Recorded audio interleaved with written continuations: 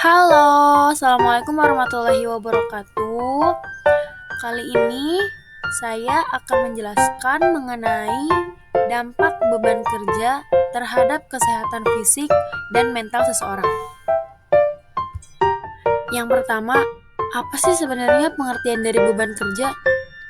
Beban kerja adalah jumlah tugas atau tanggung jawab yang harus diselesaikan oleh seseorang dalam jangka waktu tertentu.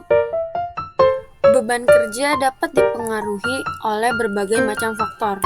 Contohnya seperti yang pertama, dari jumlah pekerjaan, yang kedua, kompleksitas tugas, yang ketiga, tekanan waktu, yang keempat, sumber daya yang tersedia, yang kelima, lingkungan kerja, dan yang terakhir, kondisi kesehatan.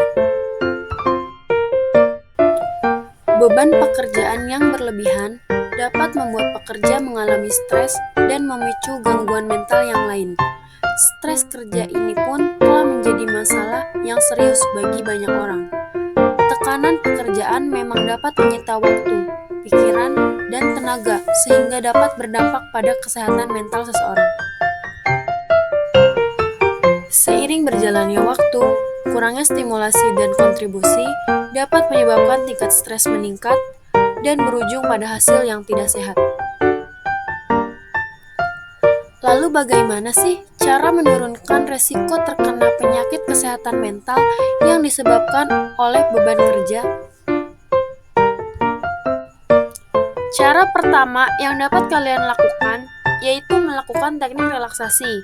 Contohnya seperti melakukan latihan pernapasan dalam, yang kedua, meditasi singkat, yang ketiga, melakukan peregangan pada tubuh.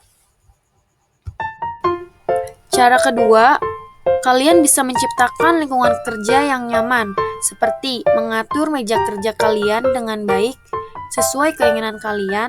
Yang kedua, memastikan pencahayaan yang cukup. Yang ketiga, menyesuaikan suhu ruangan sesuai dengan kenyamanan kalian. Kemudian, cara selanjutnya yang bisa kalian lakukan yaitu dengan berbicara dan berkomunikasi, seperti diskusikan masalah dengan atasan atau rekan kerja kalian, atau mintalah bantuan jika diperlukan dan sampaikanlah umpan balik dengan konstruktif. Menurut Canadian Mental Health Organization atau CMHA, berolahraga seperti berlari pagi dan berenang juga dapat menurunkan resiko penyakit kesehatan mental seperti depresi dan kecemasan, dan juga membuat suasana hati kita menjadi lebih senang. Hal tersebut dibuktikan pada sebuah publikasi oleh Mental Health Foundation yang menyebutkan kelenjar pituitari dan hipotalamus di dalam otak mengeluarkan endorfin.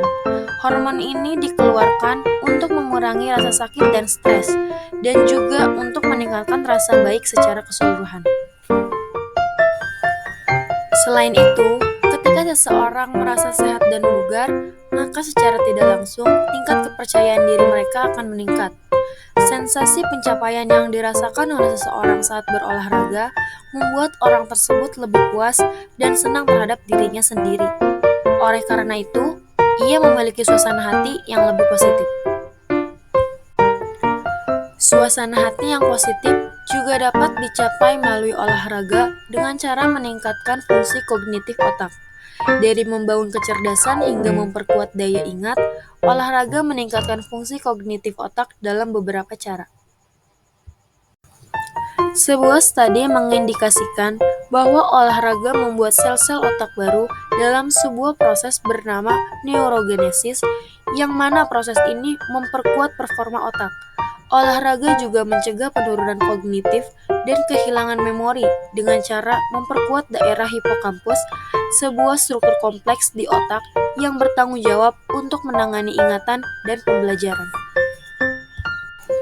Secara garis besar, kita dapat menyimpulkan bahwa berolahraga tidak hanya meningkatkan kesehatan fisik, melainkan juga kesehatan mental, baik secara langsung maupun tidak langsung dengan berbagai cara. Olahraga mengeluarkan hormon endorfin, memperbaiki suasana hati melalui rasa pencapaian, meningkatkan fungsi kognitif otak, dan bahkan memperbaiki kualitas tidur. Mungkin cukup sampai di situ saja pemaparan materi dari saya. Kurang dan lebihnya, mohon maaf yang sebesar-besarnya. Kritik dan saran dari Anda sangat membantu untuk perbaikan kami ke depannya. Terima kasih banyak.